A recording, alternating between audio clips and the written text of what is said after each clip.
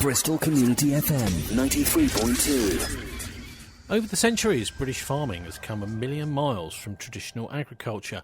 Whilst a lot of the back-breaking work has gone, this hasn't freed up the rest of the population, leaving us loads of leisure time as we might expect. No, where once almost everyone had access to land to grow food on, now it can be difficult even to get a small allotment that's near enough to be practical. And what a mess industrial agriculture is making of our world, with pesticides and fertilisers. Writers like Rachel Carson, the author of Silent Spring, warned us of the terrible toll so-called farming efficiency was having on our wildlife. Now, to these people, apparently the balance of nature was something that was repealed as soon as man came on the scene. Well, you might just as well assume that you could repeal the law of gravity. Man's attitude toward nature is today critically important, simply because we have now acquired a fateful power to alter and to destroy nature. Unless we do bring these chemicals under better control, we are certainly headed for disaster. That was Rachel Carson, the author of Silent Spring. And not to mention the chemicals derived from nerve agents we now know, which are going into our food. Well, there's a strong movement against this, though, and many practical ways of sorting out the planet are to be found in permaculture, a movement founded by Australian Bill Mollison. Ed Revill lives in South Wales and can be described as a permaculture pioneer. He's developing new agricultural systems that help take the carbon from the atmosphere and return it to the soil. My name is Ed. I've got a website, Soil Carbon Regeneration. I can be found on the contacts page there. But my main work for the past few years has been looking into ways to produce charcoal to put on land, but it's called biochar.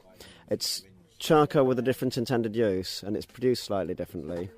And what I'm looking to do is, if you were to put wood into soil, the wood would decompose and release everything into the sky pretty quickly every few years. If you drive off the volatile component, which is what wood gas is, the smoke, and then you put the charcoal on the land, it doesn't very easily decompose. And what you've also done is you've made the charcoal, it has a massive surface area, it has little electrical charges, so it locks on your soil nutrients, so you don't lose the soil nutrients into the sky. And on top of that, it's believed to have a little oxidising effect. So if you put charcoal into your manure pile, say, now normally as your manure pile breaks down, you've got a lot of bacterial activity, it's releasing a lot of nitrous oxides and the carbon dioxide. It releases gases into the sky, which you really want locked into your soil as nutrients. And as releasing as gases into the sky, your manure pile is contributing to climate change and other pollution. So what I'm looking to do is stabilise my soil, to lock all the nutrients in and to hold them there. And I don't dig anymore. I have a couple of acres of vegetables. I've got little forest gardens, little permaculture systems, and it's all set up to no-dig systems. So I use a mulch, but I stabilise the mulch so it doesn't escape into the sky causing pollution. That way it stays in the soil to feed the soil. Now the reason I'm saying this is because I make the charcoal, the biochar, in heating systems. My heating system is carbon negative. My heating system reverses the causes of climate change. My heating system improves and makes soil go deeper. Yeah, that sounds amazing to me, because you're using wood to do it. Yes, but I'm burning off the wood gases. See, the wood rots, and I'm stabilising the carbon in the wood, because the carbon won't rot. Then I'm using that stabilised carbon to lock in the remaining carbon in my soil because of my growing systems. So a piece of charcoal in the right conditions won't rot for a few thousand years if it's made right, if it's used right. Now, many of us can remember the old days of using coal to make town gas. It sounds like a similar kind of principle. Is that fair to say? Yes, it's very different, but the principle's the same. It's using pyrolysis. It's more like using a charcoal kiln, as a better analogy. I'm bringing charcoal kilns or charcoal retorts into my living room and into my cooking. I'm doing my cooking on this. It's connected to flue pipes. There is no explosion risk. There is no indoor carbon monoxide risk. These things are quite well built. They're based on the little African cook stoves that they're getting and used in Haiti Cameroon, Kenya, Uganda, these countries where subsistence growers, well, the implications are they're very reduced smoke levels, very, very little emissions, so it's saving lives from smoke and cooking spaces. They're very, very efficient compared to open fires and wood-burning stoves, and you can capture the heat well. And the big one is, these subsistence growers, the more they cook, and by returning the charcoal to the soil, they're undoing our climate mess because they're stabilising little bits of our carbon. So you're actually using this gas to cook on and heat? I'm cooking on the gas. So I could, a lot of people are making charcoal just to put in their gardens, but they're releasing a phenomenal amount of heat. So if you see a charcoal kiln and you see lots of yellow smoke billowing out, you can actually cook. That smoke is flammable. And you can capture and use the heat from the smoke. It's billowing off that smoke. They've released 2/3 of the weight of the wood, at least, into the sky, creating a huge pollution problem. I am turning that pollution problem, getting rid of it, burning it to create my heat. And I'm stabilising the carbon. This is just a little bit of it. Then I'm using that stabilised carbon to further stabilise the carbon in my soil. So all my energy, and 90% of my food I grow myself, 80-90%. So the more food I grow and the more food I cook, the richer the soil, because the stable carbon is locking in all the nutrients. And then I'm using agroforestry systems, it's called. I'm growing trees amongst my vegetables in order to pull in more carbon from the sky. I'm stabilising that carbon and the other materials, the nitrates and so on, using the right crops, and I'm locking it in the soil. I'm not putting it in the soil. I'm doing it in a way where it doesn't readily escape to contaminate the water systems, to create what's called dead zones, to create climate change with nitrous oxide release, carbon dioxide. I'm stopping that because I want the fertility locked in my soil. I'm not putting it, I'm stabilising it in the soil. But hang on, because many of us have seen these charcoal kilns, but the thing is, this is from another era. Most of us have got no idea what the charcoal burners were actually using the charcoal for. What was charcoal burning all about in traditional times? Well, traditionally, it was the trigger of the Industrial Revolution. But most people think charcoal is something for a barbecue. The practice is you cut down a rainforest, you let off the smoke as pollution. People think this is a tradition. It's not an old tradition. It was started by Henry Ford. It was a byproduct of him making the fuel before the petrol industry was big. And he was selling the charcoal as a byproduct of him getting the energy to run the early cars on. It's not an old tradition. So you cut down a rainforest, you release 2/3 of the weight of the wood as a massive pollution problem instead of capturing the heat. You soak it in paraffin, you put it in bags, you ship it all the way over and you sell it in B&Q, and you put it in an aluminium box and you throw the aluminium box in the bin, and that's your barbecue. Hang on though, originally, I mean, it was used, as you said, in the Industrial Revolution. Yes. Wasn't it used in kilns or to make a hotter fire, that kind of thing? Yes. There's different sorts of wood gas, I must say. So it's called cracking. I am using pyrolysis, which is reduced oxidant conditions. I don't want to get too complicated on this in a short talk, but the difference is I am not breaking down the charcoal components, the biochar. So I'm actually losing a bit of potential heat.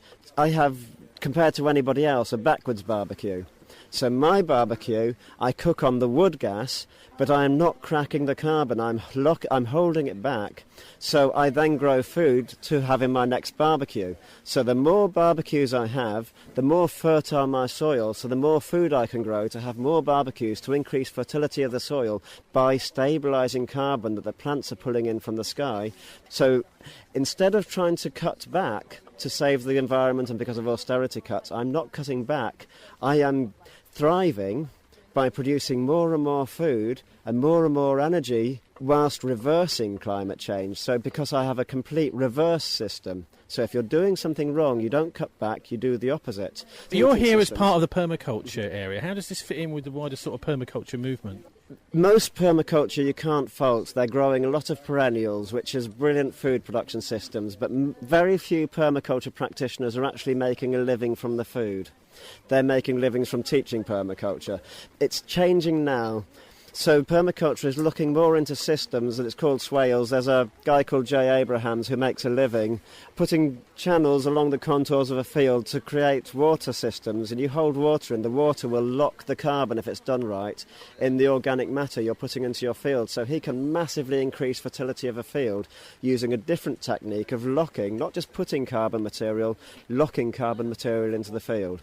So normal food, normal energy, we're putting carbon in the sky. Burning oil to make nitrate fertilisers, we put carbon in the sky when we make the fertiliser. Then we put the fertiliser on the land. The fertiliser creates a rush of bacteria. That bacteria releases carbon from the soil into the sky. That ruins soil structure. Brilliant food in the short term. In the long term, your soil can no longer hold water or nutrients. You see cracked fields and this sort of thing. Fields. So when you see drought, two things are going on. The first thing is that the climate has changed. I believe it's man-made activity. There's a few petrochemical companies will disagree with me, but that's because they want to sell you more petrol. But another big contributor to drought, as well as changing climates across the Horn of Africa for the past 3 years, for example, it's not just because it hasn't rained, it's because the soil will not hold water. This is huge. I cannot irrigate a patch for a year, and it's only the baby seedlings that are affected. Once a plant's roots are an inch down, it doesn't matter if it doesn't rain for a year. It's the soil, it's aggregate properties of soil, and this is what holds nutrients in. So in truth, humanity, more people see it now, is running towards extinction.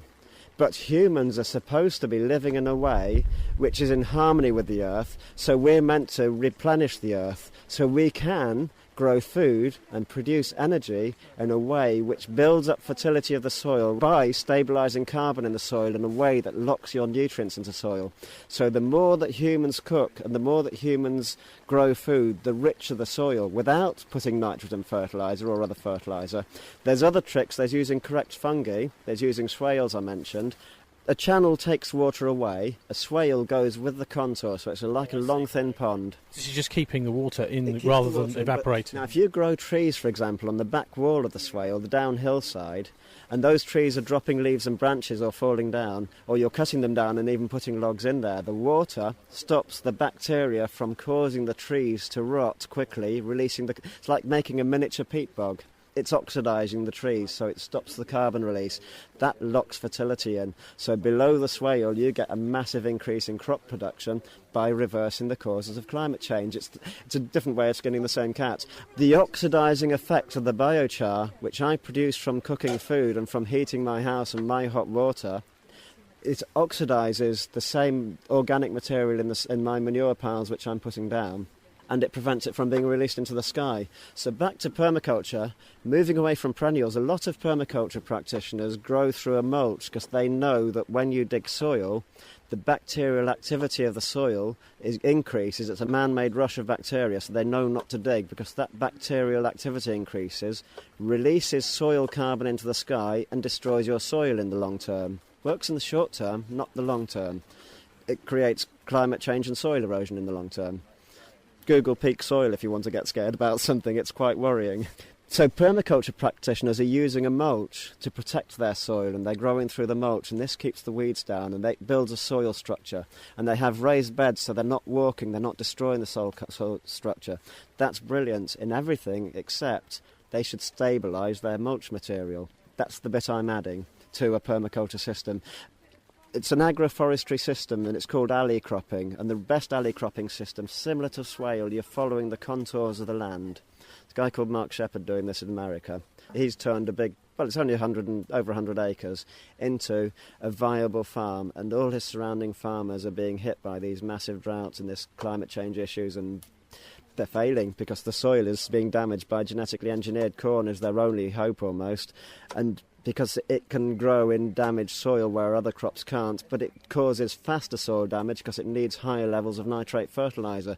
And it's a vicious cycle that soon, even now, already the GM corn is failing. So it's growing just in the nitrates, but it can't support the water to grow for the corn to grow. This technology that you're talking about is all, it seems very, very sensible, but you're actually up against a massive kind of petrochemical industry and all these vested interests in modern industrial agribusiness.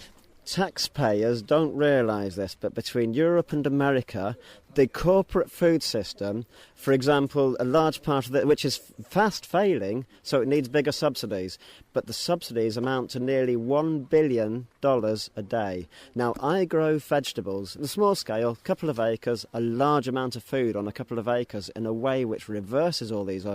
I don't bother selling it. I feed it back to horses. This food is incredibly nutritious because I grow it using this fungal activity that gives nutrients in the right balance I don't use NPK fertilizers, these would kill the fungi. I use biochar as a habitat for these fungi. I use trees between the crops to ensure the fungi are permanently present. The trees massively increase the surface. A tree has a 40-acre surface area on its leaves. It's pulling in carbon. I'm stabilising the carbon in my heating systems. That carbon is going to lock in the habitat for more fungi. I don't bother selling because taxpayers' subsidies between Europe and America are there to cripple small farmers. Land in this country, something like less than 5% of the population owns well over 95% of the land. So an acreage-based subsidy makes the rich landowners rich, and it kills peasant farmers in Latin America. Now, one example is there is an organisation with over 200 million members. You won't hear that on the BBC. That is over 4 times the population of this entire country. It's a huge. You can't be a member unless you are a food crop producer of some sort, small-scale, sustainable. They define sovereignty as sustainable, reclaiming from the corporate system. La Via Campesina, there's now a UK branch for small-scale. The Land Workers Alliance is the UK branch. It's huge. You won't hear it on the BBC. It's massive. They are opposed to what is called land grabs, where one example is you dump subsidised food in a country with a famine, say Ethiopia in the 1970s, the local growers go bankrupt. The people who are still surviving, the subsidised food comes to an end in a few months because it was just dumped there, in which time the local growers have gone bankrupt, corporations can buy their land. It's called land grabbing. This is just one of many ways. The main way... Are you saying that they're doing a similar system here in Europe now as well? They don't need to, because the land is already so unevenly distributed here. We do not have small-scale peasant farmers. Like myself, I want the right to sell food for a living. I want no grant subsidy. I take no grant subsidy. I feed back to horses.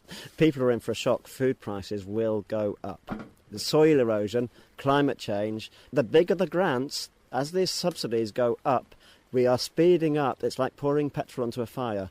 We are bringing closer the food crisis. The economy will collapse if we hit food crisis. Forget everything else. We've already seen food prices going up, so I totally agree with what you're saying. But Ed, what's the future that you see? What would you like to see happening? We have one of two choices. Either we become extinct and we possibly take the biosphere with us for mass extinctions faster than ever. That's one choice. The future I would like to see is a network. I only teach this. I take no government funding. I educate people for free. I run workshops in empowering people to grow their own food on a smaller scale. There is no corporate control. There is no corruption. I want no subsidies involved. I want people to know how to produce a large amount of food on a small acreage of land whilst improving the soil, whilst reversing the carbon footprint, whilst starting to clean up the mess that we've made. But most of us have only got maybe access to a small allotment plot or something. Imagine you have a system of building soil because you now know how to stabilise the carbon, to lock in. So suddenly, once you're building soil, you can go vertical, you can grow on your rooftops, you can grow in places, you can make your soil so fertile. And the reason we've only got a small allotment plot is because at this last G8 summit, Owen Patterson, I'm trying not to swear, yes. His job is to create climate change. That's what he thinks. A lot of European countries, and La Via Campesina included, are trying to put a cap so no one person from just one of the many subsidies, a single farm payment scheme, can take more than $300,000 a year. Even that's quite a lot, isn't it? Yeah, but why should any one person who is on many other subsidies, such as the Queen, for example? Well, we're talking Duke of, Carlisle, Beaufort, the big landowners. Why should taxpayers pay them to stop sustainable food production? Why should it not be capped at $300,000 a year?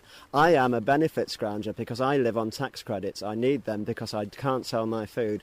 People who buy in supermarkets are locked into being benefit scroungers because they are accepting part of a system that gets massive subsidies that stops me from making a living. Okay, so if someone has got maybe access to a small allotment or maybe even a small patch of land, what can they do with that? They can learn to cook their food in a way which stabilises carbon from their very small amounts of twigs in these African cook stoves, for example, or my indoor systems which I've developed. So they can learn to cook food. This is a very simple positive cycle. So we described a few negative cycles in a way which stabilises carbon, use that carbon to massively build up their own soil, use that to grow a proportion of their own food. And once the soil is building up, use that soil in vertical growing systems. You can go vertical in an allotment using walls of broken pallets which you're breaking up neatly to make shelves. And as long as you can get the light right, you're building soil now, you're locking nutrients in. You can create several acres out of 1 acre. That's one trick they can do. So the more food you can grow. Now imagine a school canteen that is growing food in the school. So here we've got an educational cycle, and then they're cooking the food on a biochar producing stove with twigs from the school forest garden, or they're a little food agroforestry system. And so their kids are seeing this same positive cycle. So you've got toilet systems. Instead of losing that carbon to the sea, you have a system called a tree bog where your human manure grows trees out of the nutrients, and you stabilise the carbon from the tree by putting it back through your little very efficient heating system. And the biochar goes back into the tree bog or back onto the vegetable garden totally. It's been heated to 800 degrees centigrade. Well, it sounds like there's quite a lot of things people can do, whether they're in the town or in the country. But can you just remind us, Ed, where people can find you online so they can read some of your material and also maybe contact you if they want to? My website, www.soil-carbon-regeneration.co.uk, and when I run workshops, it is these positive cycles. There's many of them. It's not the biochar stove. It's using the stoves in a positive cycle to enable people to live in a way which no longer depletes the earth because they're caught by a corporate system of buying food and fuel through large corrupt companies. They can live in a way which enables them to heal the earth, replenish the earth, as we're supposed to do. And to get themselves weaned off the dependence on money as well. But it's not just coming off grid. It's not just getting a wood stove in. It's not just moving into a garden and digging, because then you're creating a problem still. It's getting independent with a huge extra step. Independent in a way which replenishes the soil and builds the soil by locking carbon from the sky into soil. Otherwise, you're still depleting the earth. Ed Revill there, and his website is Soil Carbon Regeneration. Permaculture could entirely get rid of our dependence on money. No wonder it's seen as so dangerous. And Ed's phone number is 01792 449 853. That's 01792 449 853. His website again is Soil Carbon Regeneration.